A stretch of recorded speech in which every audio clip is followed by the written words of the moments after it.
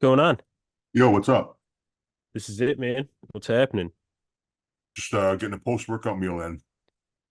Oh yeah. I just ate before I jumped on. Nice. What's the diet looking like right now? Varies on days that I dive and days that I don't, but I'm doing a lot of spaghetti squash. Hmm. I, I've just been trying to get in more vegetables lately. Protein is no problem, but veggies have always been an issue, and I really needed to cut back on red meat. Like to my own truth, I was Yeah. eating way too much red meat. Hmm. So I cut that back and I started getting in more veggies. Kristen's been sending me like TikTok recipes, so we've been killing those, right? And it's all veggie based. Good stuff, So man. yeah. What about you? Same shit? I mean, my diet right now is pretty basic. I'm doing two fish meals, two bison meals, a red meat meal, and a protein hydrolyzed casein for one meal. So different protein sources.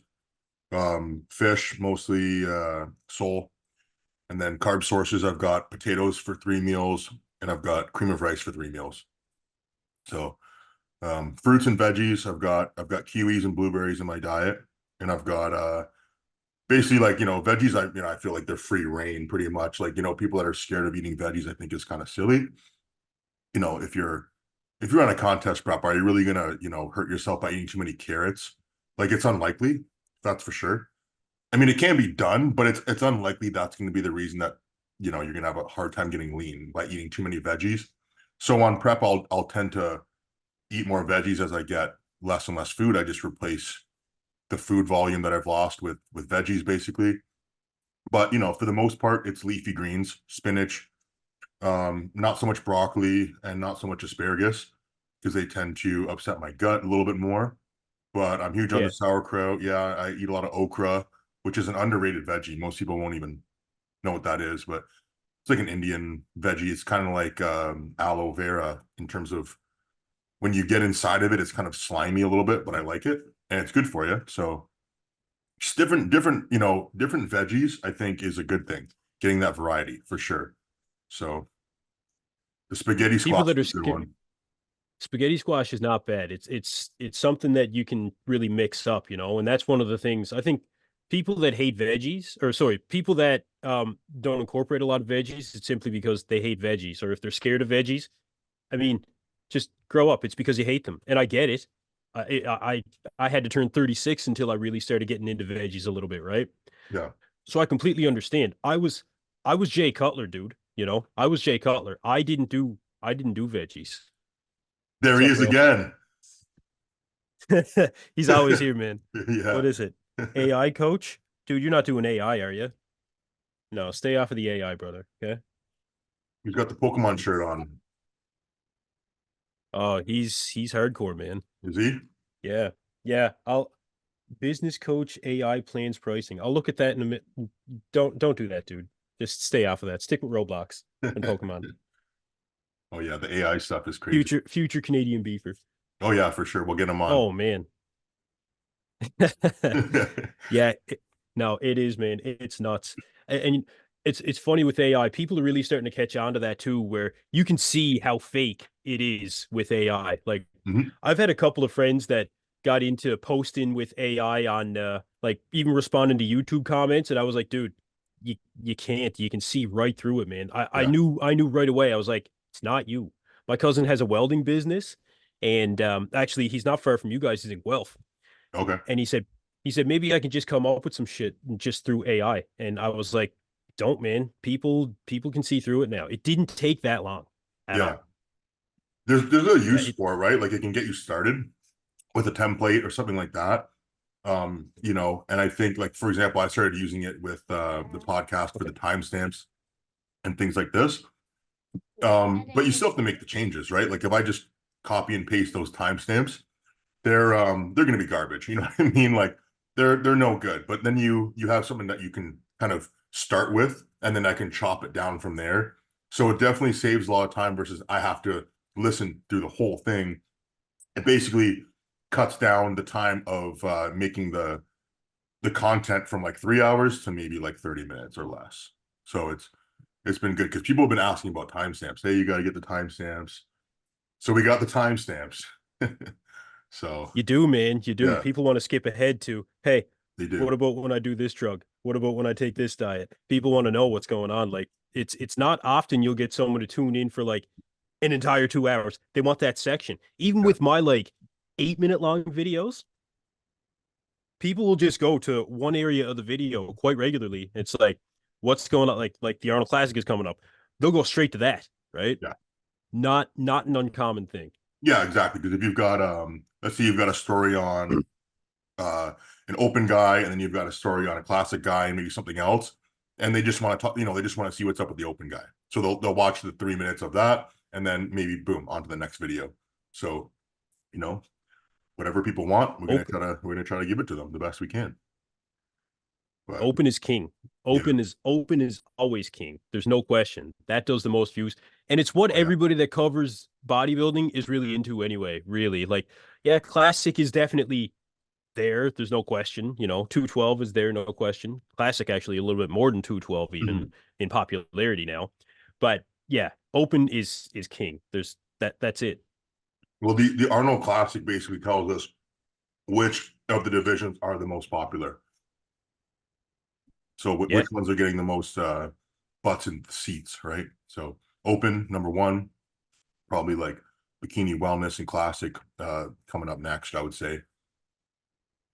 I mean, Um, definitely classic is up there, but I don't think uh people are as keen to watch classic still as they are to watch the open. I don't know if that's ever really going to change because open is just it's the epitome of bodybuilding, really. So it is. that's why I like Open to is see. always when classic was really starting to gain traction when Chris Bumstead was winning like his I don't know, his second Olympia, third Olympia. Everyone was like, Classic is going to take over Open. It's going to be more popular than Open. It's not a chance in hell, man. Honestly, it's not a chance in hell. The Open is the epitome. It literally is bigger and better. It is. Classic, I love Classic. Everybody that follows my channel knows I love Classic. Yeah, But the Open is like easily 85% of my content easily, yeah, right? It's yeah, what people want to see. It's what I got into when it came to bodybuilding, right?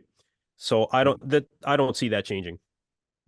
yeah. I agree. I No, mean, at 100%. the end of the day, people want to watch things because they want to see the extremes, right? I mean, we want to watch the best of the best. Even in classic, I love watching classic, but there's still some things that are missed in classic because you're not getting a lat spread, you're not getting certain poses that you would get in the men's open. So that's the one thing is I love to see all those poses. I think it would be kind of cool if classic had all the poses, but it makes sense that they don't. Like I wouldn't vote for it, but it would be cool just to see those guys maybe hit side tries, things like that, abs and thighs, right? Even the I vacuum. would It'd be cool. It'd be cool to see more guys do the vacuum pose like Frank Zane Classic. Not as like an actual pose, but like as a favorite classic pose, you could do a vacuum pose or something. Most of the guys in Classic do hit a vacuum at some point. Mhm. Whether it be the front double or whatever it might be, Yeah, guys are hitting that. They're hitting that vacuum. It's almost mandatory in Classic without it being mandatory, like you're saying, right? yeah. Almost mandatory in open too, because if you're not doing vacuums, not like you have to do it on stage, but if you're not practicing that vacuum, I mean, Hadi showed it on stage. He just did the vacuum, held it, hit his abs, hit the vacuum, just to be like, I can do this. Look, check this out. One more thing, I've got, the extra feather in the cap. So I remember when I did my pro card win, people loved the vacuum. People were going crazy about it. And there was a lot of talk about bringing that vacuum back to open, and people shut it down. People say, oh, it looks ugly. It's like, it depends on the body, first of all. If I do a front double and I crunch my abs, it doesn't look good. So I always do a vacuum because it looks better. But that's not the case for everybody, right? So, but I think regardless, everybody should still practice that. That is the one key abdominal exercise that's going to tighten your waist, actually make your waist smaller, rather than just making it look more defined. So you want to have that combination of train your abs, you train your vacuums, and bring back the That's aesthetic. exactly no, you're exactly right. It all comes down to midsection control. Even if you're not going to hit that vacuum, you're still going to be able to control your midsection better by practicing the vacuum. Because in theory, if you can do a vacuum, even if you don't do it on stage, if you can do it, you will still be able to keep your midsection tighter with less overall effort. So Yeah. that means you can put more effort into hitting your poses and not controlling your midsection. Then you're going to be able to have better endurance on stage. You'll be able to go longer through the posing rounds. It's a huge benefit that I don't think is overlooked anymore. And you know what? You could even probably thank Classic to a degree when it comes to that. Yeah. And Charles Griffin. Yeah. Yeah, for sure. Yeah. Charles Griffin. Charles hits I remember it was him that really hit that first vacuum that I saw. Ridiculous vacuum. Hunter Labrada got tips off of him for his last off season when it came to really perfecting that vacuum. Yeah. He basically had to make that change in order to improve his overall look and the illusion. So that's a really good that's a good point there with Charles Griffin, because he almost had no choice, because he just was not bringing that illusion that he needed to. And then once he got that vacuum down, it changed everything. So pretty Top 10 cool. at the Olympia, man. Top Yeah. like he made top 10. Yep. That's Yeah, all it it made a takes. You big just work on difference. those vacuums. He There you also go. brought his Yeah. quads up a lot too, right? Charles Griffin Oh was like, yeah. I think because he had that pec tear, so he was probably hammering those quads and hams and whatever during that period of time, which is the best thing you could do. And obviously it works, you know? He was doing legs 3 times a week, man. Three Yeah, times a week just to be able to get through. yeah. See, He's that's the back. thing is, He's you think that's like the worst thing that could happen, but then if you're forced to now all your energy, all your efforts being put into this, lower body part that you need improvement on, you're not wasting any of your recovery on the upper body at all now. It's all going to the legs. So those suckers are going to grow. Especially if you train your legs and you rest, and you train your legs and you rest, and you train your legs, take the weekend off, do it again. That's the wellness split right there. You're gonna have big lower body. yeah, and he does, man. But you're Yeah, right when it comes to injuries, just being able to continue training without being affected by your injury. You're still in the gym, you're still making improvements, right? It's not training it is training around your injury, but I mean training lower body versus upper body is a little bit different than just training around, an injury, right? If you have a bicep tweak, you can train around it, by doing still upper body movements. He really couldn't do any upper body movements with that pec tear, like not yeah. even back exercises, right? Because everything is that stretch The down through, stretch. right? Yeah, You're gonna do it, right? Well, yeah, you went through a recent tweak. You had to train around things. yeah, yeah. That was like 6 weeks out from New York. So because it was the bicep, that's going to limit you on a lot of stuff. You can't row, so I had to basically figure out how to train my back without bending my arm as much. So a lot of shrugs and straight arm pullovers and pullover machines and back extensions, and then over time it healed and I could start doing lighter rows. And that was like a long time to get my strength back, because the thing is if you injure yourself, let's say in the off season, that's okay. I mean, it's never an ideal time to hurt yourself, but if there was a time, it would be off season, I guess, because that way you have the recovery ability to actually heal and get stronger. And it's not like you're, oh, okay, well, I've got 5 weeks to get ready. I still have to train and push myself and do everything the same. If you're in the off season, okay, fine. Okay, now I'm gonna, change my workout split, and now I'm going to have the energy, like I'm going to be eating up, resting more. Whereas I didn't really have that luxury, but of course, yeah, like you said, I had to work around it. So you found ways to do that. The only thing is, then when I look back on my physique, I could see that there was some holes that I wasn't able to fill in terms of like lat development could have been better, and traps and stuff like that. Because again, I was limited to certain exercises. Chest, I wasn't really able to get like a full deep fly, because you figure out pretty quick where the stress goes. It's like, okay, cable fly doesn't feel great. Dumbbell fly doesn't feel great. Okay, I guess I'm just doing presses of all different kinds, which blessing and a curse, because then I got better at pressing. and I worked through different ranges of my chest, and I got good at isolating my lat once the bicep was better, and I could start rowing stuff. Then I really felt my back engaging rather than just pulling with my arms. So my back is really, really good now because of that. You know, maybe not because only of that, but it definitely forced me to adapt and learn better movements, and now it feels great. So when you get an injury, you have to go through that process. You know, I had that conversation with someone the other day. It's like, what do you do? And can you avoid them? It's like you try to avoid them the best you can. That's the thing. But when they happen, that's when you have to, you gotta start working on your mindset. That's what a big catalyst was. Now you're not feeling 100%. You're not going to. So you have to try to do the things that are going to make you feel better and take your mind off the fact that once you injure yourself like that, then you're always thinking about it, right? You're like, oh man, if I lift my arm in this way, if my buddy's coming over and he wants me to, move something with him, like, I can't do that. Like, very, very careful about everything, right? Because you do not want to re-injure that. And you slowly build back that confidence over time, but it's a process and you can't really rush it. You can't be like, oh yeah, I'm just gonna, ignore that and just hope it gets better, because it's not going to get better unless you have to work on yourself, man. Like, I had to meditate more. I had to basically, like, every time I couldn't train maximally, I had to like consult myself through that. Like, you know what? You did the best you could today. That's good. Okay, let's just review the pictures.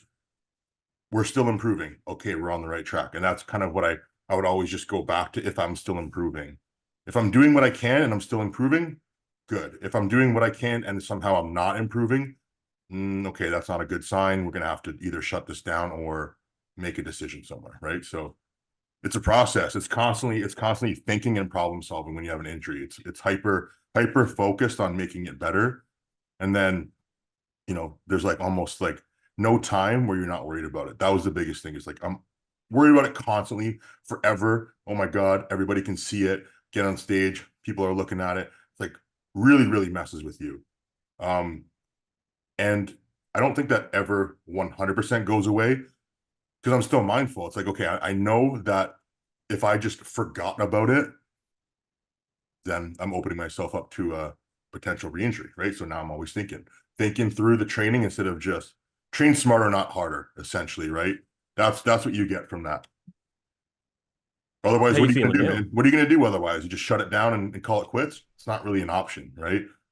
So, You have to be able to adjust. I had an elbow injury where triceps and any kind of presses were very, very difficult. And it took me 3.5 weeks. I remember specifically it was 3.5 weeks where I actually switched to more. I was like, okay, I can't really train a whole lot when it comes to having this elbow injury. And it just needed time. I tried going to a physiotherapist about it. I said, look, I seem to have some sort of a knot in my outer tricep head. I said, look, let's go back. I said, I'll do a couple of just blood flow exercises. You'll be able to see it because when I pumped it up just lightly with resistance bands, you could see it, right? And so he was like, "Well, we'll try doing some electric shock therapy, and get your massages in, and we'll talk about it there in a couple of weeks." Okay, that's fair. For those couple of weeks, I actually pivoted to more of an endurance-based workout, concentrating more on cardio and core exercises and legs, right? Just to be able to get in the training. mhm, So I did end up making improvements in ways that I wouldn't have otherwise, which sometimes you can end up with a benefit, just like I did with some of that stuff for the few weeks that I had to. And I continued with that for a portion of time after my elbow did finally heal. But it was funny when I went to the physiotherapist, they actually suggested to me, they said, if this doesn't get better, maybe we should consider a cortisol shot. mhm, I was like, a cortisol shot? I was like, dude, at the time I was like 34. I was like, I'm 34. I was like, that's absolutely not something that I'm going to consider right now. I said, that's like when you turn 60 and you've got joint problems, like big mhm. time. That's a last resort as far as I'm concerned. No possible way. I stopped going to him. I was like, I'm not doing this anymore. Yeah. You have to, and that goes back to a certain amount of mindfulness for yourself, right? You have to recognize I don't have to go to this extreme of a cortisol shot. I was shocked when he even mentioned it, right? I was like, I don't need that. So yeah, it's a matter of making sure that you make that pivot to continue to improve without, causing further injury. Hmm. And you can't be afraid of, after a period of time, testing the waters as well. And there's a science behind that Yeah. when it comes to getting back from your injury. It Yep. feels good. Okay, that doesn't mean that you show up and it's like, now I got to play catch up.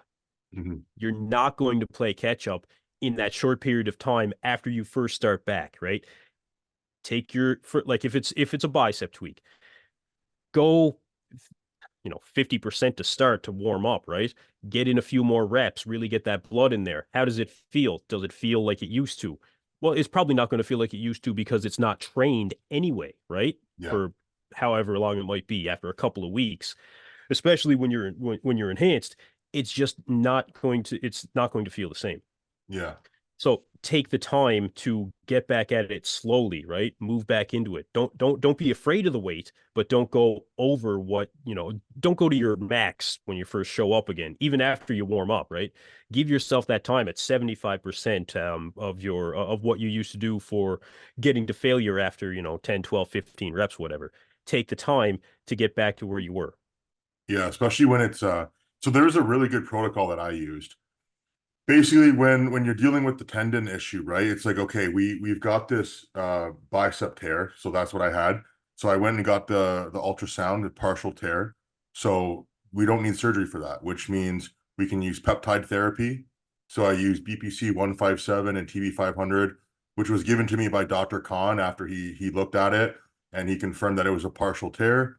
And then he followed up with me probably about 3 weeks later. I think it was, yeah, it was right before New York. And I told him things were fine because I'd done a lot of research as soon as it happened. And I did a protocol starting right away. So right away I started the peptides, and then that next morning I went into the gym and basically this is what the protocol was, is that I did a partial, or not even a partial, I did a stretch position bicep curl, but it was just the stretch, which would put stress on that tendon in the lengthened position. And I would set the weight so heavy that I couldn't actually curl it. But all I would do is I would go to that like stretch position and then contract against the weight that wouldn't move. So it's just an isometric contraction in the stretch position. And I would hold that for 20 to 30 seconds. And then I would relax it. And I would do that from supinated position. I would do that 3 times. And then I would do a hammer grip position 3 times. And then I would do a pronated position 3 times. And each time it's in that lengthened range. So just different positions of forearm and shoulder basically would line up with the bicep tendon. And I would just keep stressing it every single morning. And then I would do my normal training in the afternoon. And it's important that you do those at different times. You want to, if you're going to be doing the stretch position isometric, you do that usually 6 hours prior to your normal training. And then following that, you follow it up immediately with the BPC 157 TB 500 protocol after you've stressed it out. And then you also add on a vitamin C and a collagen supplement, which just helps to give your body a little bit more of the raw material to hyaluronic acid or whatever you want to, consume with it. But generally, if you're giving your body all it needs, plus you've stressed it out to the point where now it has to adapt, then you're in a good spot for healing. And then you just, over time, your tendon can handle more and more stress. Then the next stage is, okay, now I can actually perform a concentric movement. And then I can, let's say, okay, I can do a concentric movement, but I can, do an eccentric much heavier. So now we're working on, okay, maybe an assisted up and then lowering. Now we're assisted up, lowering. The other side, I'm going to still train it, but I'm matching that. So I'm always starting with that weak side. Okay, let's say you got 6 reps with freaking 10 pounds. Cool. Okay, 6 reps with 10 pounds here. And then slowly over time, it matches up. But I swear, man, it didn't feel the same for a long time. And I was like, is it ever going to feel good? And you just keep at it, and it does get better. And now I'm strong with it. And, now I can, on a machine curl, like I can smash that machine curl. The only thing is like, now I'm getting back into dumbbells, but I don't really do a lot of barbell curls for obvious reasons. I'm just going to stick to the dumbbells. And if my one side fails, then I know that set's done. I'm not going to try to do more than that one side can handle. And I always stick with that now. So unilateral movements for bicep for the most part. And you know, everything else I'm good with, you know, barbell bench, barbell row, pull up, whatever. It's all good now. But you know, this has been almost a full year of getting my strength back, getting the confidence back. So, and that's what I mean. You can't really rush the process because, like you said, if you try to go back to your previous weights, it's not going to work out for you because now you got to think, I have a different body now. I have a different body, and now every time I do a curl, it's a different exercise than it ever was before. So, good thing to remember, right? It's a good point. Yeah, it's a good point. I Yeah, always found with anything bicep related to it seems like the bicep's an easy one to tweak. And for a couple of years there, everybody was snapping bicep tendons left, right, and center. yeah, I always found that neutral grip exercises were actually something that might feel better in terms of if I feel any kind of pain than anything when it comes to well, either pronated or supinated, right? I yeah, mean, supinated especially. Maybe it's because it's activating both of the bicep heads, a little bit more simultaneously. You get some forearm in there as well to take off some of the tension. But I always found if I wanted to ease back into bicep training after an injury, then I would go with a lot of neutral grip exercises, a lot of hammer curls, rope hammer curls, dumbbells, seated, standing, all even neutral grip pull-ups, right? Chin-ups. They always felt good as compared to anything supinated. But pronated, I mean, you're not getting a ton of bicep when it comes to pronated in comparison to neutral or supinated. But it was in my very early days of training. We're talking like 15 years ago at least, I would say, where I actually did have one of those tweaks, and I just switched to hammer curls basically for like, I don't know, a couple of weeks, whatever it was, and I was able to just go through because the guy that owned the gym, I was like, fuck man, my bicep. And he was like, hey, you just train around it. And at the time for me, it was just a whole different mindset of train around it versus now where I am now, right? It was, yeah, I'm still going to train biceps. I'm just going to do what feels good. And hammer curls felt wicked. So I was hammering them out, right? And eventually I got to a point where I just went back to supinated. So it worked well. yeah, yeah. The worst thing you can do with an injury is like not do anything, you know? Oh, That would be yeah. the worst thing you could do because if you don't train it at all, it's going to get weak. If it was something like, because I had a buddy who had a good buddy of mine. He had a full pec tear on one of his pecs, and he had to get surgery on it. And he used the same protocol that I did relatively. Like that was a few years ago, so I didn't know as much as I know now. But he used the BPC and stuff. And when he went back in, they were surprised at how fast he recovered.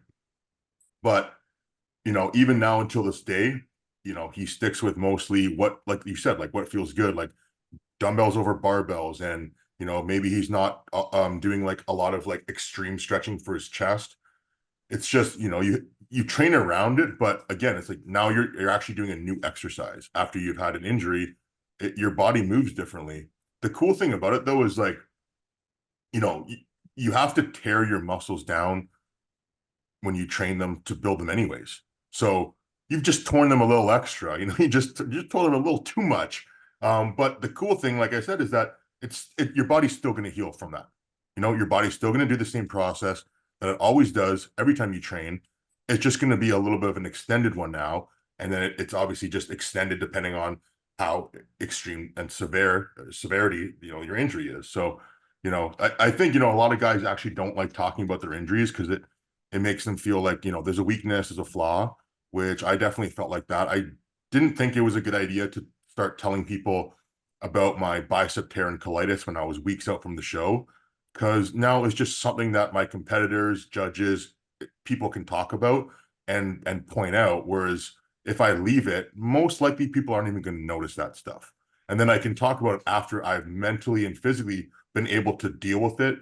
Like now that I have a solution for it, now I feel pretty confident that I can help other people with the same issue. So because of that fact that it happened, now after I started working again as a personal trainer at the gym, I got like 3 people that came to me with bicep injuries, right? And I was able to help every single one of them within 2 sessions, having them be able to do weights that they couldn't do anything before. So I'm very happy about that because now I can help people, right? And I had no idea about a bicep tear before that because there was no reason to understand it on that level. And I've had many other injuries, man. hamstring tears, neck tweaks, you know about the back tweaks, you know, shoulder, elbow tendonitis. I had patellar tendonitis so bad once training with I was training with Aaron Gully back when it was we were in lockdown. So we were training at this little studio gym up in Guelph actually. You know, when they used to open the gym up for like a couple hours, you sneak in there. But it was just like, you know, when you don't train with optimal equipment, you just try to make it work. And we're squatting one day on this safety squat thing, and boom, patellar tendonitis, and I basically couldn't even do anything on that knee for weeks, you know? Like, what do you do, man? It ruins your whole day, it ruins your whole week, might even ruin your month. But the show has to go on. You still have to find ways to make progress. You can't just crawl into bed and wait for it to go away, because that's not a, you know, that's not how you grow. You don't learn from that.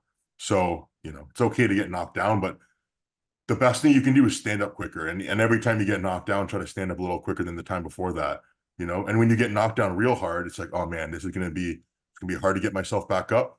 But when you do, you've grown, because now you can handle that shit again in the future, right? Kai 100%, Green used to man. remember Kai Green used to say, I'll stay on my discipline. Doesn't matter if I tear a bicep, I'll be eating my meals. You know, it's like, so I always thought about that. And you think, yeah, I'll never tear my bicep. But then when you do, you're like, oh shit, okay, well, I guess I have to stay on my meals. You know what I mean? Even when you don't want to, now you want to do it even less, and it's even more important that you do it. So You're right. You're right. I mean, you stay on your meals, you're giving your body more opportunity to, process the nutrients in order to continue the healing process. So that's a huge consideration when it comes to injury. I was, it's funny. Well, it's actually not funny. A lot of people don't know. Back 6 years ago, I actually chopped my big toe off of my left foot in a lawnmower fucking accident. Jesus I'm Christ. still, yeah, I'm missing it to this day, right? Your toe, But like your whole toe, or the yeah, end of your toe. dude, my big toe is gone. There's no big toe on my left foot. How do you walk, dude? It, like nobody would ever notice. Like nobody would ever notice. I squat like nobody would ever notice. I do calves like nobody would ever notice. It just took time, It just took time. But within the first, I'd say a couple of weeks, once I got through the phantom pains, especially the phantom pains were the worst. But I would be on my couch and I had resistance bands where I was, man. I'd lay there and I'd do so I'd get a little bit of blood in the biceps. I would do so even some shoulder raises, right? I would do tricep extensions just because training just doesn't stop, right? Yeah. But there was also that consideration of increased blood flow throughout the body, and hopefully speed up the healing process. I had a tub of protein that I had my buddy Derek. He specifically came and visited me, and he was like, "Here's the protein you wanted, man." Because I was out of protein, and I was like, "More protein, more healing." In my head, I was doing better for myself, right? Continuing with my meals and stuff like that. It's just it's what happens when you're really into hardcore training. It's just a switch that you have to flick when it comes to injuries. So that yeah, that's what you got to do. I think people probably know what we're talking about now. Yeah. Flick the switch. Yep. But yeah, man, like, dude, I remember the reason why I started training was because I got my arm broken. And then I decided that at that point, I was like, well, if I got my arm broken, that's easily must need to build some muscle. And then I cut off the cast and started training. So sometimes, you know, they're catalysts, you know, injuries, they'll teach you a lesson, they'll, you know, Wait. You cut the cast off yourself? yeah. You did. Oh yeah. Holy shit, dude. Yeah, I bought some dumbbells and I had the scissors and I cut my cast off and I just started doing like dumbbell like concentration curls in my room to try to get that arm stronger. I waited a little bit, like I waited 2 weeks, but I'm like, this is doing nothing. I'm like, and I really was scared that my arm would like heal like that, right? That's why I'm like, I don't want it to heal fucked up because it probably already did, and that's why I think I retore it. That's what Eric told me. He's like, you know, your arm is probably healed slightly off, Bro, and you know, yeah. and it kind of makes sense because I had one bicep different than the other, one brachialis different than the other. But whatever. I mean, regardless, it happened. But no, it's cool, man. It's cool how because actually it traumatized me. I remember because I'm like, oh, same arm, same spot, like, and it brought back all those memories. And then That's why I was just like, oh man, there's no other option here. Like I gotta get to the show. I gotta get through this. I can't. I definitely can't give up. I was like, there's no chance I'm gonna give up unless if it takes me out and I can't, then I won't. Obviously, if like whatever, I have to go to the hospital. But I'm like, as long as I can like do what I need to do, then I'm getting on that stage, bringing my best. So Dude, there's no quit. After 6 weeks after I chopped my fucking toe off, I was in the gym. I used to do the same thing. I'd get up. I was on crutches at that point for I don't remember how long now, but I was in the gym at like 6:30 in the morning, and I would do everything that I could upper body. I hobbled my ass around that gym just to get it in, man. yeah, And I mean, upper body wise, I was fine as long as I kept my leg straight and I could keep my leg low enough for where the blood flow didn't feel like my foot was gonna swell up and fucking explode. But yeah, yeah, you, it's a switch that you flick. Anybody that's into hardcore, even if you're not a bodybuilder, like a competitive bodybuilder, anybody that's really into hardcore training knows exactly what we're talking about. yeah.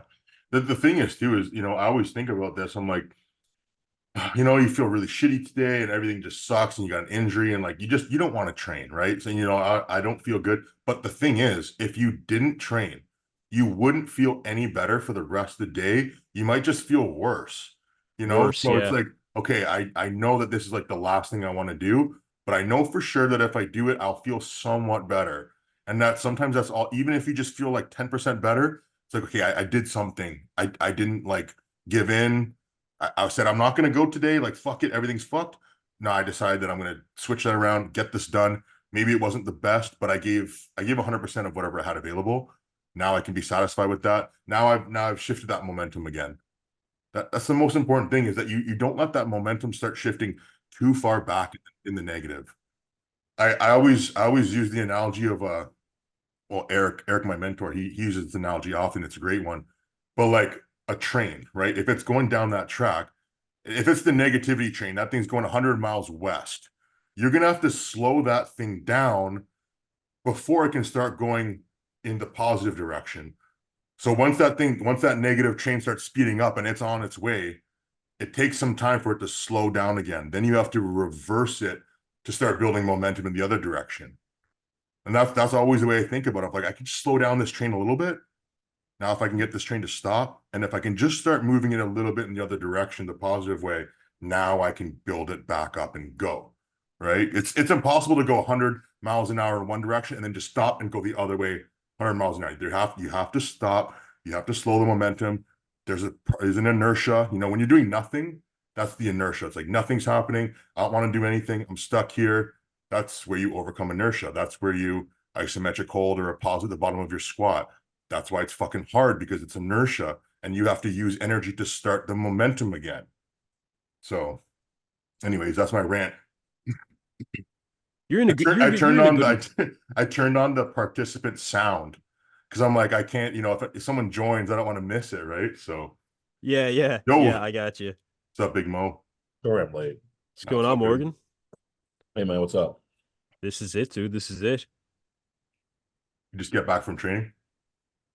No, dude, I fell asleep, took a nap, Nice. Nice. moved my alarm. Yeah, I'm having some Yeah. trouble with my CPAP machine, so I'm sleeping like shit. Oh shit. Call for a midday nap this week or today. Yeah. Yeah, Yeah, I just got a new strap for my CPAP and now it's fitting real good again. oh yeah, you were having trouble with like your seal. Yeah, well, sometimes it's just like I don't know, man. You know how it is. Like it has to be like perfectly on your face or it just doesn't feel right. So Dude, yeah. they can be brutal sometimes, man. Like I find I have like I'll have like 2 weeks where everything's going great, I'm sleeping really well, and then I'll have like a week or two where it's just like complete shit. Like I have no idea why. But I'm going in. I made an appointment for Monday to go in and like talk to one of the technicians, and I think I need another sleep study done, to Yeah. be honest with you, because I just like put on so much size, like so I feel like I might even need a new CPAP, like something that has like more pressure or something like that. Yeah. What's happening is like literally last night, I don't even know if I slept 2 hours last night because I would feel myself like start to sleep and start to dream, and then I'd wake up, Mm. right? So I was like, well, this is not good. Yeah, that's the worst. I know. Yeah, man, it sucks so bad. When did you get your CPAP? That 2020. model. I think it was 2020, maybe 2019. Okay. because I got mine like a few years ago too, and you know the CPAPs now they have like the APAP, which I think is the better version. You don't have that one, do you? No. Yeah, because I think that one is the best because it's going to regulate with your breathing. Like the one I have, it kind of like it starts off and then it ramps up. You can like change the ramp time, but then it's Yeah, just do you have it's a the constant. do Yeah. you have the do you have the rest med? Yeah, ResMed, I think like AirFit 10 or something like that. It's Yeah, a good machine, but because it ramps up and then it's just a constant pressure. yeah, And that's sometimes, you know, if you ramp the pressure up too much, I had the weirdest thing happen when I ramped it up too much. It felt good to breathe, and then when I would breathe out, then air would pop out of my eye in here. oh yeah, I know what you And I'm mean. like, that is the weirdest feeling ever. So then I have to turn the pressure down. And I'm like, oh, it's not enough pressure because you know. So What yeah, I know what what's you mean though, what's your especially in the pressure setting office. on? I believe I turn it on like 11 or 11 point something, like in between 11 and 12. Yeah, mine's like 20. Yeah. Yeah. Yeah, Dude, how Yeah, about you, like do you have to like put water in yours like during the night? no, I've never had to do Dude, that. dude, I have to put water in mine like twice a night sometimes. It's just yeah, because it's just evaporating it all. Dude, my thing's like it's like it has a supercharger on it or something. Sometimes when I wake up in the morning, it'll be like dry and it'll be like I'm just like inhaling dry ass air. Yeah. I hate that. Gets you out of bed real dude, quick. it sounds so similar like diving when it comes to wearing the dive helmet, the oral nasal inside the helmet and shit like that. Especially the compressed air that we breathe is so dry, right? You remove all the moisture from the air. Like our air compressors either automatically drain or we drain them every 15 minutes, and it's three different filters that we have to drain off moisture from. Yep. It sounds exactly like that. The pressure, even what you're talking about though, Robin, like I've never felt any pressure or anything like in my eyes Yeah, being even yeah. 100 feet underwater, right? So I mean, laying there in fucking bed trying to sleep, that's gotta suck, man. You probably feel right at home with the CPAP on. Probably, yeah. I was under today. Actually, it was a short dive today, but we were trying to stick a sea chest grate up into a ship, about a 150-meter long ship. So we put two of us in the water to try and fucking muscle it up there. Wasn't happening, man. Wasn't happening. So it was a bit of fun, but it feels exactly like that with the oral nasal. When it doesn't fit, especially underwater, dude, it's hell. And you need that in order to continue breathing. You need that seal around your face, right? You Yeah. got to have it. I was Um, always interested what one of you guys might come up with for like a type of like diet and training program for someone like me that would do diving for, a living. It, it's a lot of calories that you burn, you know. It's 100 pounds of gear that you wear every time you go in. It's 3 hours underwater usually every day, right? And you're still working a physical job even when you're out of the water. yeah, that's a lot of calories burned for sure. Yeah, man. Yeah. And I you got know to those adjust. are, yeah, I know those air compressors. Those are the same air compressors that we would use to fill up a paintball gun can. Same idea. It's the same air. It's actual breathing air. Yeah. Well, I'm pretty sure. It's just isn't it just Yeah. air? It's just compressed air, right? Because No. certain paintball markers will use CO2. Obviously not breathing CO2, but compressed air, we would get compressed air to fill up our tanks from a diving shop, and they would just fill it up with those big canisters. Yeah, we used to do that all the time. Oh yeah, you can use like we use breathing air all the time. You don't need to use breathing air. Like there's high pressure compressors that are non-breathing air and they're a lot Mhm. less expensive and a lot less maintenance. That's But probably yeah, what we use. Yeah. We used to do that all the time for people, man. Paintballers would come in and you'd be able to fill the small tanks off of one of our big tanks like, 30 times or whatever, right? So it made a lot of Exactly. sense. Yeah, Yeah, it made a lot exactly. of sense. Oh yeah, man. Yeah, man. So Yeah. anyways, you guys want to talk about the Arnold UK a little bit? Yeah. Yeah, sure.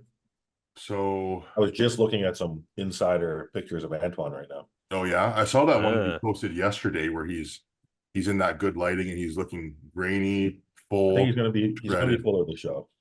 Yeah, that's Yeah. good. Yeah, yeah, that's what he said he was going for. That's all he was missing was just a bit of fullness. yeah, Yeah, definitely. yeah. Because he's shredded, man. He's ready to go. So with that first peek at the Arnold Classic, maybe not being like 100%, I'm sure they'll nail it for this one. Is Hadi confirmed for this yet? I don't think so, man. Yes. Oh, he is. He Oh, he just confirmed. He just confirmed. good thing we have you on then, because I was gonna say no. I was pretty sure he was out. Yeah, that Oh, makes dude. things No, way he more just confirmed. interesting. Yeah. But I didn't watch Xavier's video on it yet. But apparently he's doing a flight at like a day out. So you know what that means. I don't know, man. We'll see. We'll see what him and Hadi can come up with. It's so I'm hard I'm to, not worried, with Hani. yeah, it's so hard to imagine him coming in off. Yeah. You're Like, you're right, it is. Yeah, But if anything's going to do it, it's going to be that. Well, not anything, but yeah, there's increased potential at this point. mhm. yeah. No, 100%, definitely. I mean, I remember he got into Ohio pretty early, or he got into the States pretty early before the Ohio show, and he brought a great package. But that's definitely a huge variable. You got to do a big long flight right the day before a show. It's going to be tough to find that water, electrolyte, carb balance like in your peak, no matter who you are. So yeah, that's gonna be tough. It's even just exhausting too, like you compete, then you travel, and then you have to reacclimate and compete again, and then travel again. That's a lot of, just taxes you mentally and physically. It's hard. Yeah, I feel like Hadi's just still so pissed off from that second place at the Olympia. Yeah, I know. Just He's like just he nothing's gonna affect him, man. That's why I thought he would he probably just not do the Arnold UK, because he doesn't really have any reason to do it now. Like I feel like he made a statement. Like, what is he just gonna take home another, you know, paycheck? yes, He's probably that's gonna do exactly what he's going to do. Yeah, he's that's probably Sure, gonna exactly do what he's yeah. going to Oh do. yeah. probably gonna do every show. He just doesn't want anybody else to have But yeah, literally. Yeah, I think he's a man on a mission right now. I think that Samson and James are at an advantage. Um, to say if that advantage is going to mean anything, it's hard to say. But I mean, they're in their hometown, like they're going to have that hometown crowd behind them. They're going to have confidence. They're going to have be a little bit more settled than the guys who didn't have to travel.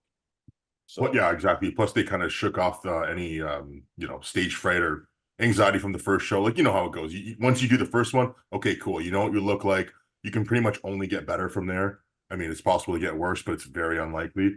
So, especially when it's in your hometown, like you said, like that's going to be a huge advantage for them. Do you guys think there's going to be any changing of placings compared to the Arnold, Ohio? yeah, Antoine move up a little bit? I do think he will. Yeah. Yeah, I think that the person who's most likely to be off is Akeem again, Yep. because he always has trouble with that initial peak, and now you throw that travel and everything in there, that might probably affect him the most. Yeah. Yeah, it's Especially hard. like, he's working with Chris Aceto this year, and they're just starting to figure things out too. Yeah, I think John De La Rosa is a wild card. Yeah. In my opinion, like I know he looked good and he was his best ever. I don't really think he deserved the placing that he got at Ohio. So it's gonna be interesting to see how what the judges think of him in this lineup now. Yeah. I see your point, because John, compared to the rest of them, was he was quite a bit more slight. It was obvious, like he was just less muscled overall, not as Yeah. big of a guy. And he's big and muscular for him, but he's against guys that are just more big and more muscular. So when you get next to those guys, especially I noticed in the back lat spread, I believe it was, it's just like it's a great shot, but compared to the next couple of guys beside you, you're not as wide, you're not as thick. The conditioning is there. Yeah, But conditioning. you know, But yeah, and like the legs from the front give up a lot. yeah. I think the quads are pretty slight, and like that lineup had like every guy had huge quads Yeah. except John, and then he got John is just, the thing about him is he's kind of just he just kind of balanced everywhere. He's not like, nothing is like super terrible. Like his legs aren't bad, his upper body is not bad. His back isn't even bad. Like everything is actually pretty good. It's just a size thing really with him. If he was a couple inches taller and a little bit, bigger, then fucking he'd kill everyone basically. But you're going against guys that are bigger and taller. Hadi has, better conditioning than everybody. So it's but I do like John's physique overall though. I just think that someone like an Antoine, someone like an Akeem, someone like a James, they could definitely beat him. There's no doubt about that. As good as John is, but everybody's good at this show, So Yeah, I'm really interested to see what James does, because it looked like he pulled down hard after the Columbus show to get a bit leaner, but then he made a post about how he's eating like I don't know what it was, like 1,300 grams of carbs the last like few days or something like that. Yeah. And like that's an early carb up. So, we might, I kind of have a feeling we might see more of the same from him. I think so too. I mean, from what I saw in his post, he basically said, yeah, we're just gonna like fill up until we spill and then just go from there. Which that's not usually my approach, but hey, everybody's got their own thing, and pretty sure he's coaching himself for this one. Is that true, Kenzen? Do you know? But not only is he coaching himself for this one, but he actually did. I think he did an interview with the Mutant Boys where he said that he peaked himself for this one at the Ohio as well, right? Which was a little bit confusing for me because obviously he was working with Milos to a degree. Now, I did know that he was working with Milos. Not Milos was doing all of the things for him, right? He was very, very clear on the fact that he had a lot of input on his peak, but he really was speaking in that interview. I'm almost positive it was with the Mutant Boys, where he said, "I peaked myself," and now it seems that he's going back to that again. So it's actually I'm kind of confused on what's going on with Milos lately. Actually, when it comes to the whole Samson thing and now the James thing and whatever. But Yeah. regardless of Milos, yeah, you're right. For James to go through this process now of changing things up, of eating that many carbs to spill over, and then look at coming in, I mean, at his all-time fullest, where we did just see him at probably his best conditioning that we've ever just seen.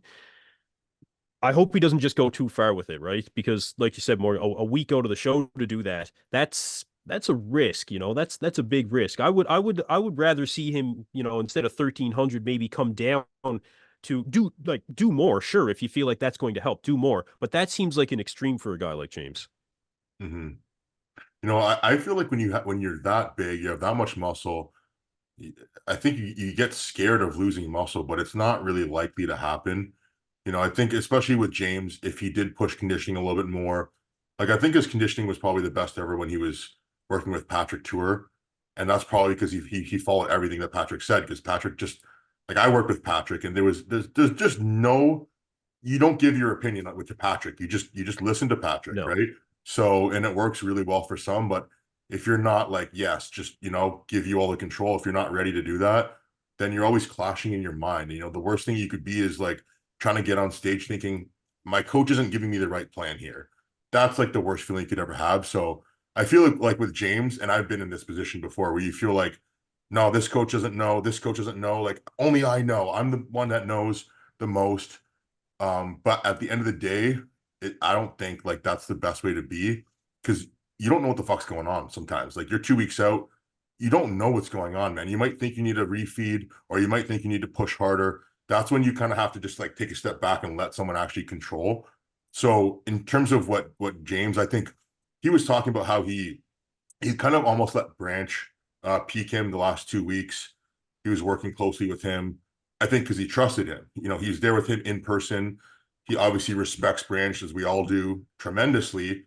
So he's probably like, in the moment, this is the person I trust. This is the only person I'm going to take advice from. And, whether that was the best decision or not, that was the decision he made. I think that's just the way he is. So there's people that will fault him for that. And there's people that are like, yeah, that's awesome. I mean, what are your guys' opinions on that? I know Morgan, you listen to your coach. What do you think, guys? I know James actually said to me in person. I got to hang out with him after the Ohio show for a bit. Mhm. He told me that he's uncoachable at this point in his career. Which like Robin, just like you said, like I understand that feeling. Mhm. Because when you do have coaches, especially at this level, Yeah. you understand like the human aspect of it too. Like your coach is also afraid to make a bad call because they know that your placing reflects on them. So I do believe that sometimes coaches can be overly cautious Mhm. when it comes to pushing fullness. And then with these huge guys who run through food like crazy after they've been dieting for 5 months, you can come in flat pretty easy if you don't eat enough. So I think that's like it's like everyone has these underlying fears, whether you're the athlete or you're the coach. Like, you know what I Yeah. mean? So I would prefer to have a coach that was just like overly confident in what they were Mhm. telling me to do, because that's going to make me as the athlete like buy into it. Like that's what I would want. Like this is someone tell me like this is what we're doing. This is definitely going to work. Like if you follow this to a T, you're going to look jacked and shredded. I'll be like, hell yeah, dude. Like I'm good to go. Like you know what I mean. Yeah. But if the coach is hemming and hawing all the time, you know what I mean? And then pushing food and then pulling back and like doing this weird stuff. I can kind of understand where he's coming from and just being like, you know what, like I'd rather be risky and just have it on me. Yeah, And that's a fair way, if you point. fuck up, it's kind of almost easier to swallow in a way because you're like, hey, I tried this, it didn't work, it's on me. Whereas if you do 100% of what someone else says, and then you don't like how you look and you place badly because of that, that sucks. Yeah, Probably. there's like a resentment a little bit, like Yeah, and like yeah, nobody wants to be like that, but it's hard not to. Like, you know what I mean? It's like, hey, yeah, like, you told me you're going to get me ready for this show, and you fucked the dog. yeah. Like, so it's a tough spot to be in. I know. I basically lost all my my trust in coaches after 2019 because I did my rookie year. I had a coach, and he promised he was going to be in New York because he lived in New Jersey. Came up with an excuse, my girlfriend, whatever, blah blah blah. So like I was just like there by myself, right, expecting my coach to be there. Whatever, okay, yeah, I'll be at Toronto though. 2 weeks later, I'll be at Toronto. No, sorry, dude, can't make it. I was just like, you know what, fuck this. You know what I mean? For a few years, I was just like, no, like I don't want to go through that again because it happened before as well. In 2012, I had a guy who was coaching me. I flew out to UK to train with this guy, and like a week before the show, he's like, "Oh, my mom's sick," and then just ghosted me. Flew to the show by myself, everything, and I hated that so much. So you're right, Mo. It's almost like if I could just do it all myself, then it's on me, and I don't have to blame or resent or have any negative feelings towards anyone else. But now everything's changed because now I work with Dorian. I trust Dorian, and I've gone through that pushing and pulling of I know better. And then he's like, no, dude, this is like, we're going to either work together on this or, you're not going to make fucking changes until I tell you to make them basically. Right. And it's like, okay. So you just need someone who's going to get on your level with you, direct you a little bit, because like you were saying, if the coach is like, what do you think, Mo? Should we add the carbs? It's like, the fuck's going on here? Are you coaching me or am I Yeah. coaching you? Right. Yeah, So exactly. yeah. Especially at like 3 weeks out, dude. Don't ask me that. Like Yeah. I'm Don't not here to make hey, that decision. are you I'm not here to hungry? make that decision at this Yeah. point. Yeah, don't tell me No, to. that's not Don't gonna ask me if happen, I should eat more carbs. I think I should. Yeah. Are you hungry? I'm right? probably wrong. Yeah. Yeah. How The hungry are thing you with on a scale from 1 to 10? Fucking 12, But bro. here's the thing though with James. One of the things that James wants to get out of his bodybuilding career is he wants that input so that when he finally does retire, he can say that he did have an influence on how he looked. And that's something that he wants to get out of his bodybuilding career. I've heard him speak about it before. And if that's something that you really want to get out of your career, where at the end of the day, when you finally hang up the trunks, you can say, yeah, you know what? I did it. I did the things that I wanted to do. And he's accomplished things at the highest level at this point, as it is, right? So he's very proud of the things that he's done. I know he is. Yeah. So there is that aspect with James as well, right? Having that input gives him more fulfillment in bodybuilding. Yeah.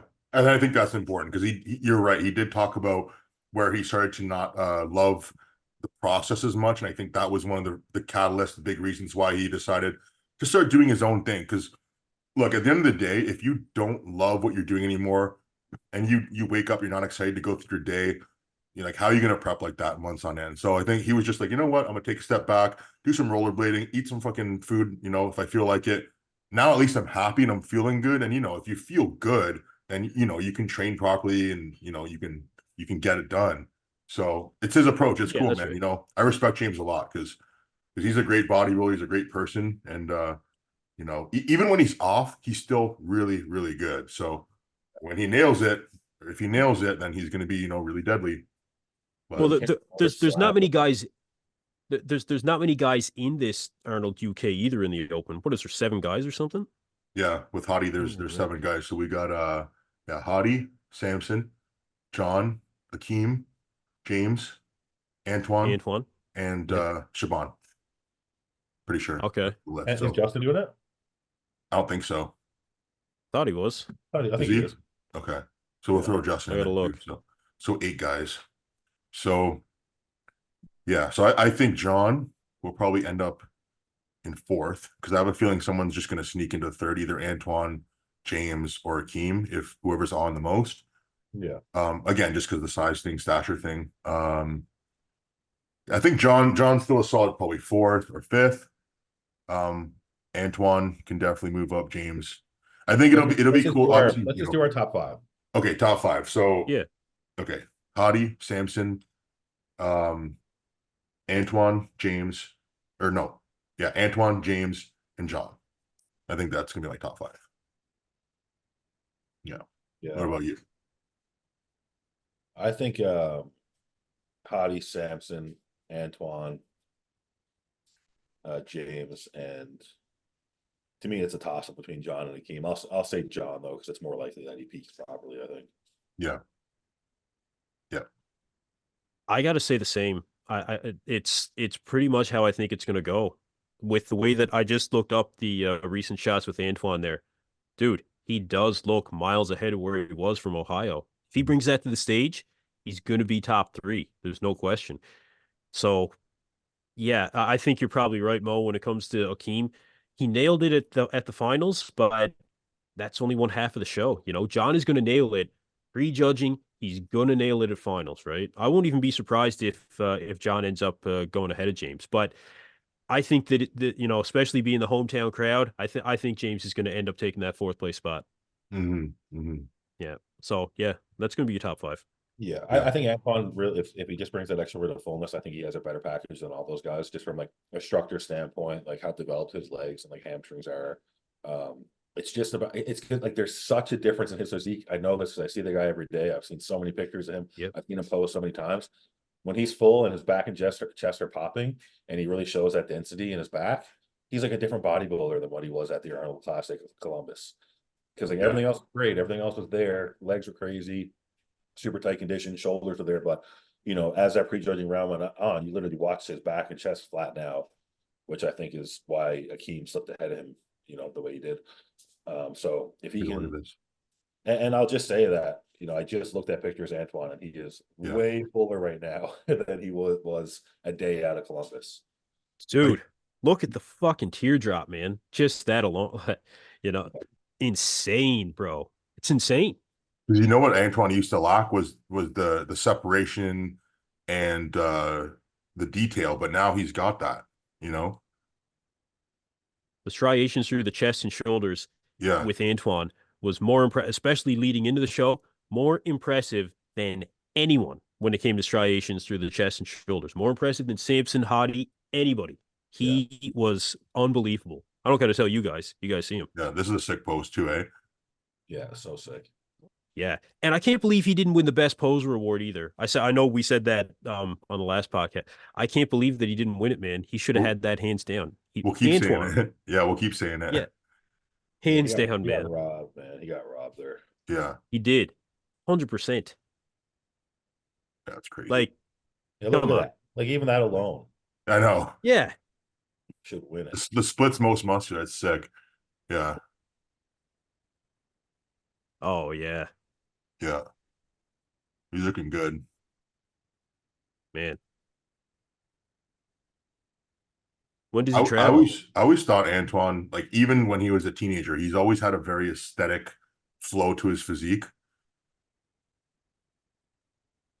Yeah, man. I Yeah. wish people could see like I don't know, maybe I'll post it eventually, but like what he looked like at the start of this prep to now is actually insane because people kind of forget that Antoine, you know, before he started getting ready for this show, he hadn't really done any like PEDs or anything like that for like over a year.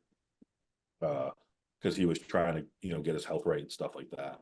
Yeah, I remember that. Yeah. So, like the difference in composition, the difference in his waist, like his arms grew an inch this prep. Like, That's crazy. it's Yeah, his insane arms look because good.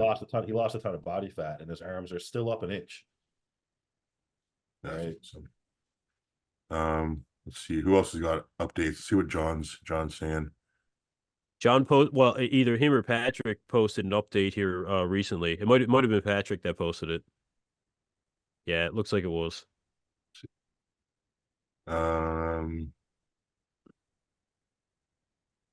This one. Yeah, that's it. Yeah, he's peeled for sure. Yeah. But even from the back, you can see that the legs, like you said, Mo, they're just a bit slight. Peeled, but he's very upper body dominant. I think Yeah, it's also the way he poses his legs a little bit too, because he's not really bending his knees that much at all, or pointing his knees out too much. So it's almost he's almost posing like little old school, like a little bit in the way the hams. I think honestly he could make it look more like an X-ray if he just turned his knees out more. But True. That back double is his best pose. yeah, it is. Yeah, Yeah. Yeah. this is pretty cool too. I didn't see this one. See, Well, when this he's like was a this, transition then more than he anything. looks massive and full and great. You know, I think maybe it's just he needs a little bit more adductor or something. I don't know. Short Legs bodybuilder, look better. I would Yeah, say. The legs look better there, I'll say. This Yeah, wasn't in finals, was it? maybe I not don't know. sure. This is Yeah, I think he had blue trunks on in prejudging. yeah, yeah. There's the blue. Yeah, there it is. Yeah, what a difference in the back, man. Yeah, He looked watery as hell in finals. yeah. Even here, he looks like he could be a little drier, but yeah. Yeah, he does. John's one of those guys that he's been like doing damage for a long time too. Like Antoine and John, they've pretty much been around almost the same amount of time. Could be wrong, but as far as I remember, like I remember John making the Olympia like years ago. yeah, Oh like yeah, John's been around forever. He's like in his early 40s, man. yeah. Yeah. Yeah. It's cool too that for John to have like almost kind of retired and then come back and actually do really well still in the new crop of guys. So I bet you he didn't know if he was going to actually still do well in the new crop of guys. How are you supposed to know? You never competed with them. And then That's right. that must have been like a pretty big mental hurdle to overcome, but he's done it and he's doing great. So here we go. We got the almost time to run it back for round 2 with the same pose that we've seen before. I love Akeem, but I just wish he showed us more. Yeah, he doesn't post at all. He doesn't know, but He I can't posts believe. this. Yeah, I mean, This is what he posts. look at his chest though. It's ridiculous, man. How thick it is. I really want to see him nail it. Like, I want to see him nail it again because that made finals really, really exciting at the Arnold UK. Really exciting. Back double looks pretty nasty here.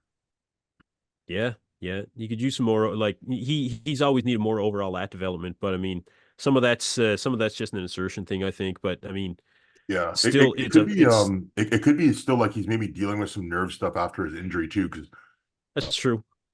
like I work with Alvin Brown and he's worked with a couple guys, Ronnie Coleman and stuff, and like once your discs start compressing parts Yeah, of your nerves, you can start to atrophy parts of your back. I don't know if that's the case or not because he's never had the craziest lats, but I would assume that it's not helping him train them any better now. But regardless, the one thing that when I first saw Akeem backstage at the New York Pro, I couldn't believe like just that a human being could look like that. I was like, this yeah, isn't a man. human being. Yeah, This is a silverback gorilla. I was pretty sure. I'm like, how'd they let this guy out of the zoo, man? He's just a freak. he is nuts, man. Who else are we doing? Let's see. Did Samson post anything? Oh, Samson's no longer working with Milo. She's working. His wife is going to coach him now. So Yeah, she's the one that brought him into the sport to begin with. She's the one that turned him pro. yeah, And according to him, she is the one that piqued him for Romania and for Prague. So yeah, she has experience with him at this weight, quite recently, and it's going to be very difficult for him to get past Samson, or sorry, past Hadi, especially given the fact that it was less than a week ago, very shortly after the Ohio, that he was so sick he was talking about going to the hospital, bro. Right? So yeah, that's going to affect your physique when you're at that low body fat, and especially coming into your second peak. I think it's going to affect his peak. yeah. I think it was kind of weird that he said that his wife coached him for those shows because he was coached by Milos for those shows. So that's a little confusing because then the way that I would take that is that he clearly wasn't listening to Milos the whole time or whenever he decided not to. And personally, I mean, obviously his wife is taking on this role. She's cool with it, but it's like, that's a lot of pressure on her, man. You know what I mean? Because now it's up to her to get this guy in shape. I personally, what I would have done is just been like, you know what? I'm just going to like prep myself for this one. She could still do the job, but to announce that publicly, like, yeah, she's coaching me for this, she's probably like, oh shit, like, like that's a lot of responsibility now, because especially seeing that she was the one that brought him in his best. I don't know, man. What do Yeah, you guys think about that? I think that I think Samson probably has like diet issues Yeah. in terms of like sticking to what he's supposed to do. I feel like that's probably a big part why him and Milos aren't working together anymore. I feel like by now, if he was doing everything that Milos was saying over the last couple of years, we would have seen him shredded like at least once. You know, so I feel like they probably have the same issues every show, Yeah. and they're at this point they're both just like, why are we doing this? You know? Yeah, it's like we just Yeah. talked about. It's like you get to a certain point, it's like, again, it's like if I've been the one changing my diet plan and my coach doesn't even know where I'm at, how do I follow his plan? And how does he make me a new plan? And how do we even coordinate this with like, And I feel like Milos, like we all know about his protocols and stuff like that. I feel like you really, to get the most out of him coaching you, like you really got to invest in everything he tells you to do, and like because it's like accumulative to the peak. You know what I mean? Like mhm, you're gonna carb load with like insulin. Like you want to be dry as hell yeah, before you do that. Like you know, so yeah, it's gonna be interesting, man. It's gonna be interesting. it is interesting. Yeah, maybe Yeah, maybe Samson's not comfortable with the protocols either, because he, like, Samson didn't even want to do tren, when he first started working with Milos. It wasn't until Samson got on the tren, and this was something that was very, very heavily covered out there in the social media world. It was the 2022 Olympia, I believe it was, where Milos got him, or no, it was just after that, where Milos got him on the tren, and he showed up just harder than he's ever looked, ever. It was for the Arnold that he first won. He showed up, and that's what it was. So maybe he's not comfortable with those protocols. Milos is giving him a plan even beyond the protocols, even just the diet.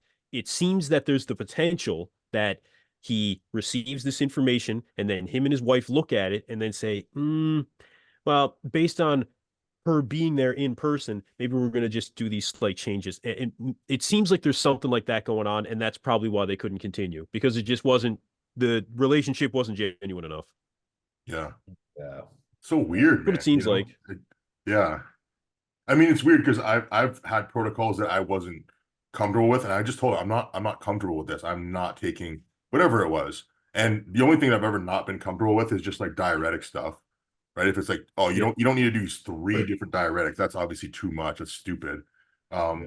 But if you're getting coaching from Milos, everybody talks about how he uses insulin protocols. It's kind of weird to be like, yeah, I'm gonna work with this guy, but I don't want to take insulin or tren. That Yeah. seems very bizarre to me, because it's like, well, why wouldn't you?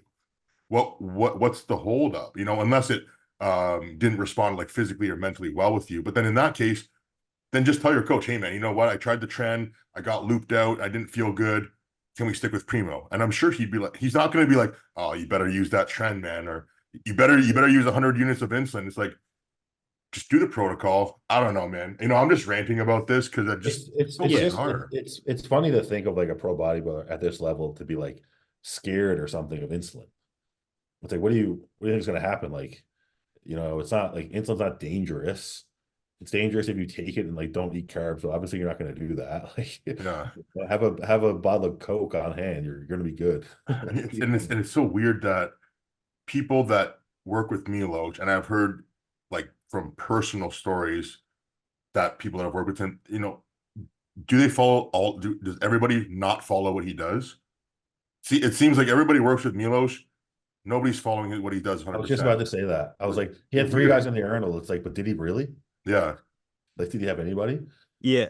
Yeah, So it makes me wonder if that's like you start working with someone and it's like, okay, yeah, you know what? We're gonna bounce things off each other.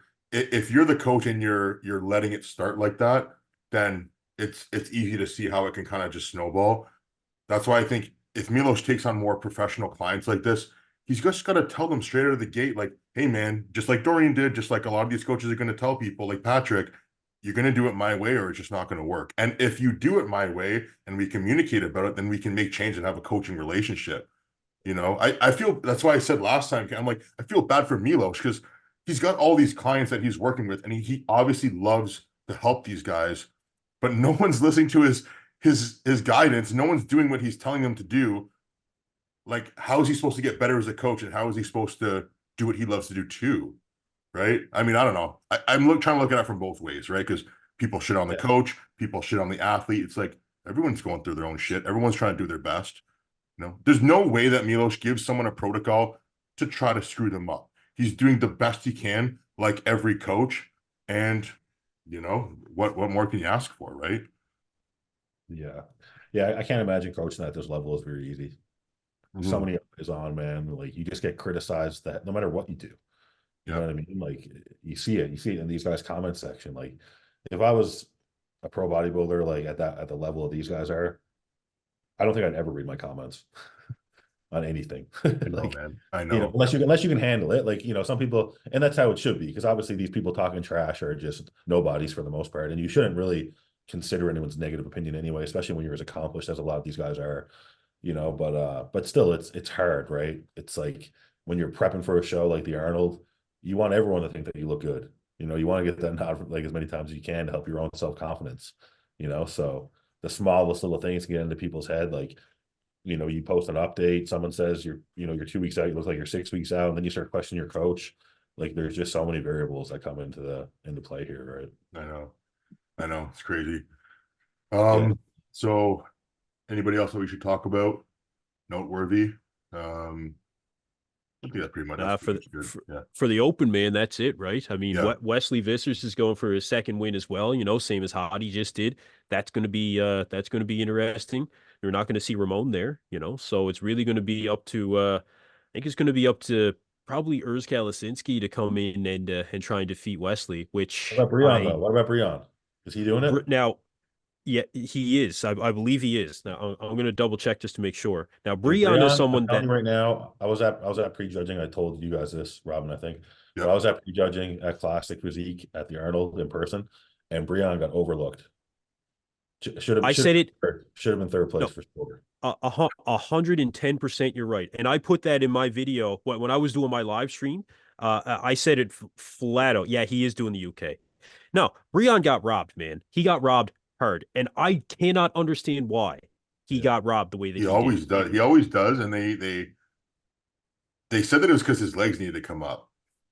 That's bullshit, man. It's definitely bullshit. That's definitely bullshit because Wesley had like not really that good of legs at all, so that couldn't be the reason. I think just overall he doesn't fit the ideal classic that they want.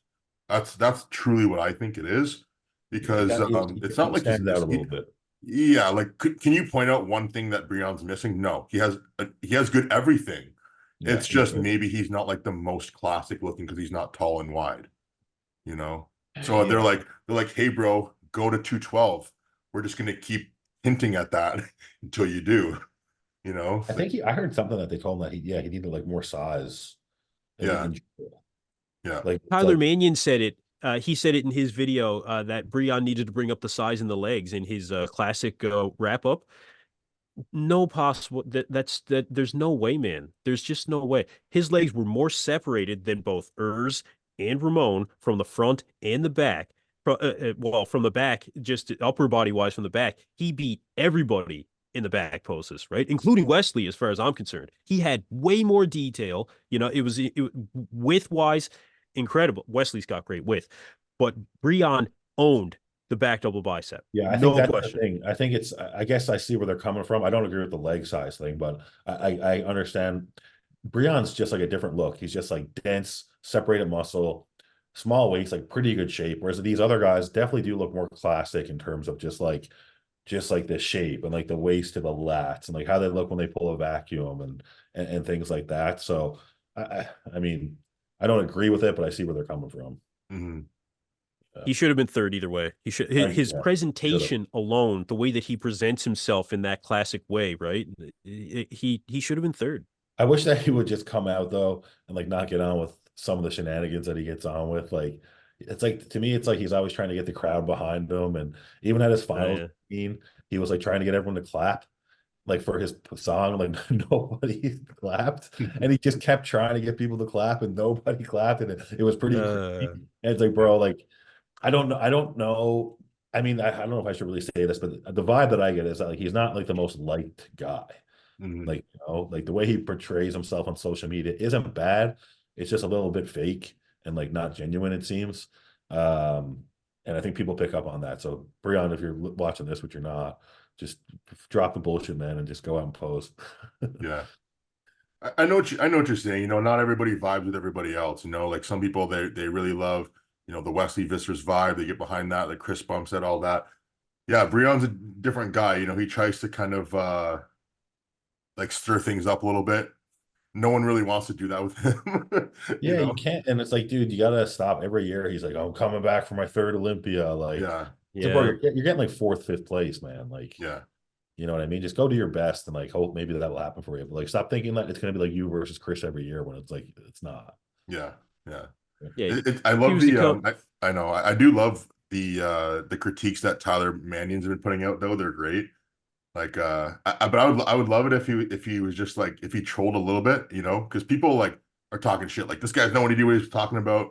But what if he just like trolled a little bit? He's like Nexzilla, he's like, man, he just got to bring up his neck a bit, you know, just that would be so fucking funny. Just because people like are shitting on him so much, and it just to fuck with them, you know what I mean? Are people actually giving Tyler shit in the comment section of those videos? So much, man. Like Really? way too much Really? hate. It's unbelievable to be honest with you.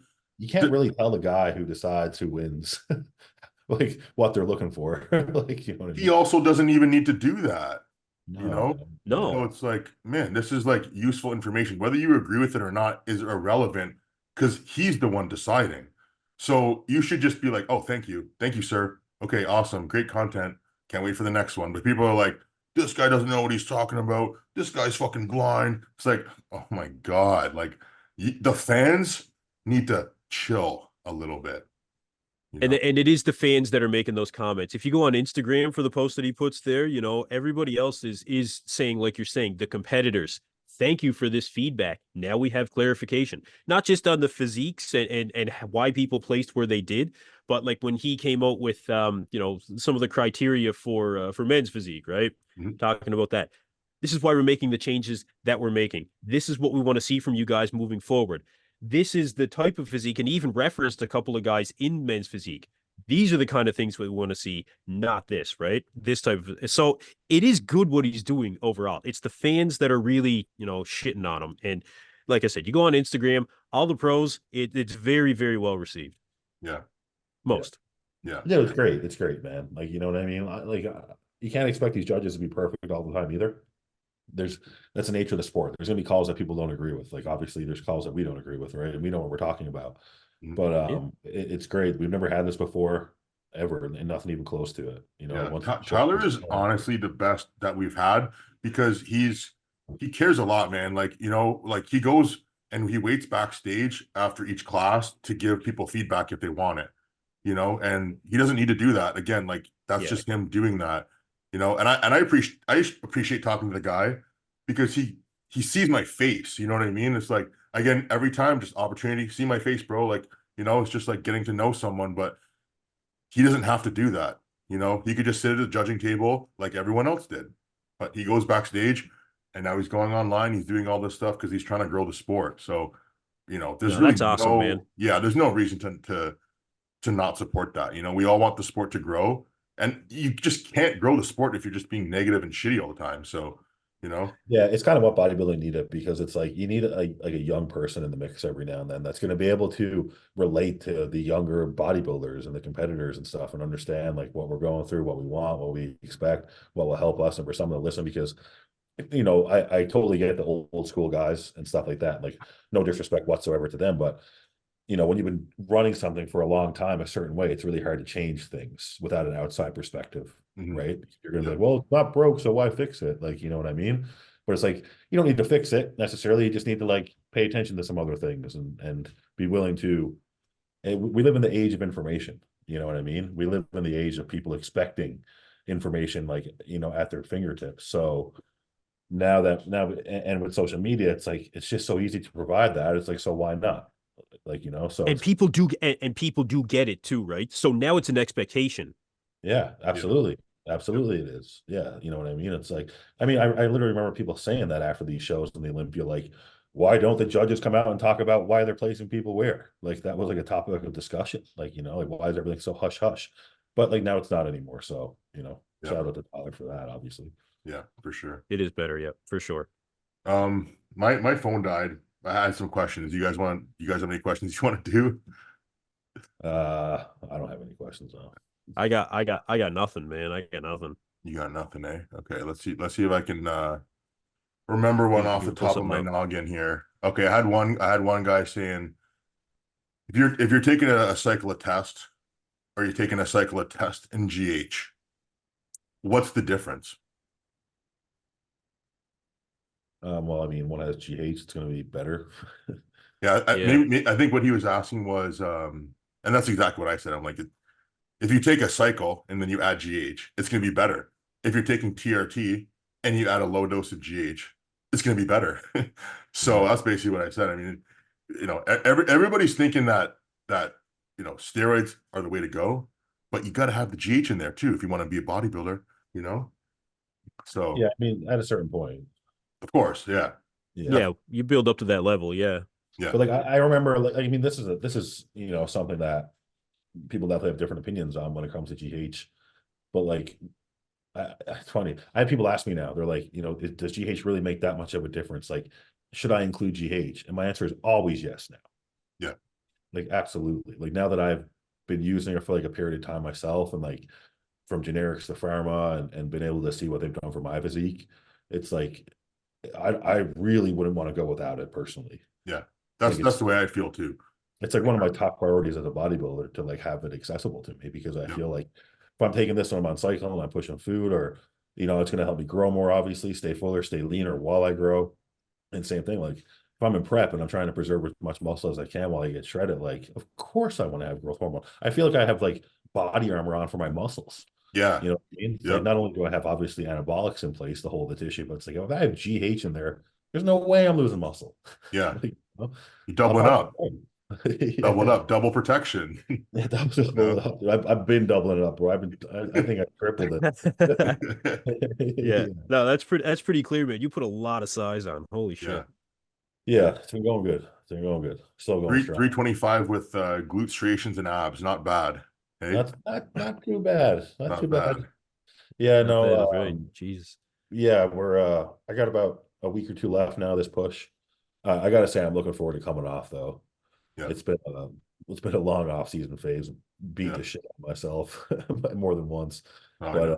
got some good growth out of it. I think my delts have come up a lot, probably more than anything, which I feel like is something I really need it. Yeah. So, and I definitely attribute training at a good gym, like with good equipment that help with that. Especially those like lateral raises machines that we have. I think they're so good for targeting the delts. Yeah. But yeah, I'm gonna run this till the end of March. Then I'm going on a week-long vacation down south. Gonna take a week off training, maybe have a pina colada, and come back refreshed and figure out the game plan for the rest of the year. Nice. You think you'd maybe do a later show in the year, or are you definitely going to take this year off? I think it's in my best interest to take the year off, honestly, man. Yeah. Yeah. I plan to I want to get a bunch of tests done, like blood work, obviously. I'd like to get my calcium score done before I even look at making another push for more size. But obviously I have like an 8 to 10 week period to do that, so that shouldn't be a problem. And then once I get all clear that I'm healthy, probably push for a little bit more size, but like at the same time, I'd like to use the next phase, like somewhat like I don't really feel like I need to recomp because it's not like I'm fat, but I don't want to get fatter, so maybe try to push the weight to 330, maybe a little bit more. And then if I can just hold that, I feel like I'll be in a really good position to have a prep that leads me being competitive on Yeah. stage. Yeah. Yeah. It's going to be good. Yeah, for sure. Yeah, man. Yeah. Yeah. I think by the spring 2025, I'll be ready to make some sort of impact. Hell yeah, for sure. What about you, Robbie, you're Kenzie? carrying What about you, me. Kenzie? When are we going to start up that scuba diving program? Oh, scuba diving, man. Scuba would be easy compared to what I do. Fuck. We do a bit of scuba. Oh, That's sorry, getting too scuba. technical. Scuba is just going under the surface of the water. No.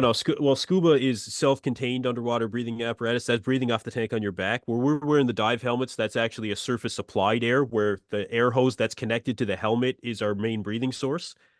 We wear a tank on our back as a backup in case something fails with our main air source. But Yeah, surface applied is a lot more like it's roughly about 100 pounds of gear. The helmet alone is about 30 pounds, right? So, Jeez. um, yeah, dude, it's a trip, man. I'm actually running two dive crews right now. We got two separate construction jobs happening with ship work on the same dock that we're doing construction on the dock for as well. So it's been a lot, man. Like That's crazy. we've been working our asses off, and it's hard work for construction too. I don't know, man. I maybe I should do something like that, because it would mix things up for me. Be able to maybe push myself a little bit more when it comes to, making gains just beyond what I've been doing for business and just get a better perspective, learn more, because I mean, I've training, like I'm pretty good, man, but I could definitely stand to gain knowledge just as you guys do. You work with different coaches, right? You talk to different bodybuilders, you gain more knowledge. Maybe it is something we should talk about. I mean, Yeah. that'd be cool. No, it's cool. Do you have to be like, do you have to stay under like a certain weight, like for your job? I have to pass a dive medical every 2 years until you turn 40. Then, for Canadian standards, you have to get a dive medical done every year. But weight that like it's a full workup when I go from a dive medical. There's blood work, there's piss test, there's lung test, long bone scans, um, and the doctor sits down, talks to you. What's your lifestyle like? You have to fill out 5-page questionnaires, things like that. My doctor has always told me I'm not worried about you. Basically I show up, she signs off on my paperwork, and she's like, "You're good to go," because I've been training for ever. Yeah. Um, but she has definitely had divers, even guys that I've hired that have shown up and they're like, "You got to lose X amount of weight before I'm gonna pass you." Hmm. You could go to another dive doctor, maybe they'll pass you or whatever. But yeah, I've never had a problem with it. Do I have to stay under a certain weight? No. Should I stay under a certain weight in order to continue to perform underwater? Definitely. Yeah. Definitely. Yeah. I Yeah. wonder what they would say if me and Mo showed up, try to do the diving certification. They'd be like, no way. You can maybe be an anchor, I guess. Just sink to the bottom. Just You stay know, there. I did ask my diving doctor about low dose test if I was to do something like that, or if she ever had people on TRT that are divers, and she was like, "Yeah, yeah, it's not completely uncommon." Um, just like any doctor, I guess that most doctors you would find out there. She's like, "I don't recommend it, but I will work with people on it." So I that might wonder be. how would it like affect you or your breathing? I mean, I would assume it can only be beneficial, but like having like more like red blood cells like in your body, like from an increased like testosterone level. Maybe, yeah, maybe there could be a detriment due to potential increased overall inflammation, because the physiological effect of diving, what ends up happening is you basically have your lungs, you have your sinus cavities, you have your eardrums that are affected, and your intestinal tract, all which when come under pressure literally shrink, right? So there are physiological effects that you need to account for when it comes to that. And most of the time, it's pressure that's pushing in, especially on your ears. As pressure pushes in, you have to push back, right? Things like when it comes to being at depth, at like every 33 feet is 1 atmosphere. So you need to account for that when it comes to actually continuing to breathe as you ascend through the water column. Because if you're holding your breath, your lungs will continue to expand and you can have, pneumotrauma injuries. So when it comes to test, maybe something like that would help. That'd be a really good question. How deep do you go? Eh, Typically for what we do, an average depth is about 40 feet. At 40 feet, you can stay for 2.5 hours before you get into what's called decompression. And it's basically called, well, no delimit. So no decompression limit. At any time, you can go straight to the surface without having to do any safety stops in order for your body to degas. Yeah. If you're going to be doing decompression diving, by law, you need to have a recompression chamber on site in case anything happens. And a cheap one of those are like $1 million. So we just don't deal with it. Yeah. That's crazy, God damn, man. man. Yeah, I want Yeah. to put some guy on like a huge cycle and like put him down like 1,000 feet or something. See what happens. Just explodes. You put Keem Williams down there. Imagine. I love That'd you. be people do use decompression chambers for increased healing, which will affect your red blood cell count, though, right? People for healing wounds, like wounds that are very hard to heal, you'll go into decompression chambers. They'll blow you down to however many atmospheres of pressure, and it actually does help the healing process. So, Oh, that's yeah, super. maybe. Yeah. That's why I was saying if I was to hire a coach and be like, hey, man, I literally put myself in a different physiological state on a regular basis. How would you coach me? Yeah. Right. That'd be a good Like, business it's right like, there, man. You know? it's like, Yeah. the only other thing it would be like coaching an astronaut, honestly. Yeah. Right. I watch a How lot would of you do it? the YouTube. Sometimes they have like diving exploration YouTube, like mysteries or like, have you ever watched those? They're pretty interesting. I don't even know how I found them, but one night, late night YouTube, and they tell like stories of people that, they're like explorer divers, and they go into Yeah. like, well-known, like, I guess diving, what would you call them? Not tunnels, but underwater Caves? Like caves. cave Yeah. diving. And it's like, oh, we want to see like this part of it hasn't been discovered yet. So we go as deep as we can to this cave, like so scary, man. And like half the time, like, yeah, one of them makes it back and the other nine like died. Cause like you go down so deep and you run out of oxygen and you go all loopy and like it's just like they're telling us stories like, yeah, Mike's just like swimming the opposite direction the wrong way. Meanwhile, we're all trying to get back up.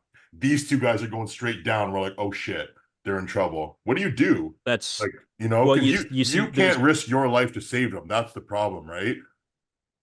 there's nothing you can do when it comes Yeah, to nitrogen narcosis. The only thing you can do is go back to surface and decompress, because once yeah. you get under narcosis, that's it, man. You are happier than a pig in shit, but you are gonna die a slow death. Oh Like, yeah, that's it.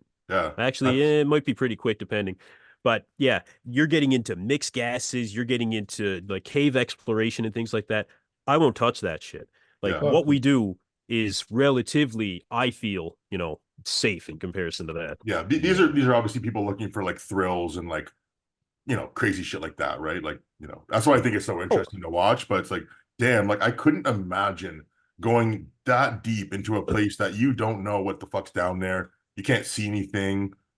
So scary, man. It's even the people that like do like the cave like crawling stuff. Yeah. Like they're like crawling through a space like this big. Yo, I hate that. I actually hate that so much because I can't understand it. like if you got stuck in there, like, oh my God, the worst feeling ever. Sure, people do all Yeah. the time. Yeah, Talk and about like that's the type of thing. claustrophobia. It's like that's the type of thing that people do that like they go get themselves stuck, and then other people got to come risk their lives to save them. Yeah. Like, why the fuck were you doing this, bro? Yeah. My buddy has a new YouTube channel where he watches like all these like people that record like paranormal ghost stuff. Like these people are just like there's this dude, he's like, yeah. So I found this like random hole in the middle of like bumfuck, I don't know. I'm just gonna stay the night in this hole. Apparently it's haunted. Let's see what happens. So he's down there. He's like, yeah, I can hear someone like the chains of like the tunnel entrance, like the chains that I moved. I can hear those rustling. And he's just like in there by himself all night. He's like, yeah, I think I'm gonna leave now. It's like, yeah, dude, like why are you even there by Yeah, yourself, right? It's like, some like people homeless guy's house. adrenaline junkies, man. Yeah, Craziness. But yeah, look, yeah. and I get it. I get the exploration part of it. I get the adventure part of it, right? It's what I do for a living. But yeah, some of that shit, it's even too much for me, man. Like, yeah, no yeah, fuck, man, I'm not doing it. yeah, No. yeah, yeah, It would be cool. Maybe we should chat though. Maybe you could come up with something for me. yeah, yeah. We'll chat for sure. Yeah, But all right. It sounds good. we'll end it there, boys, unless you have anything else to say. I think that was a good one. No, I'm good. All good. All good. Yep. Till the end of the month, guys, if you're still listening, make sure you use code BEEF10 at rebelfitnutrition.com so you can get entered into the giveaway to win $350 free supplements gift card for Canadians only, because it's Canadian beef. So subscribe, follow, all that good stuff. Talk to you boys next time. Thanks for coming on. Really See appreciate you it. Yeah. guys. Later, man. Okay, later, guys.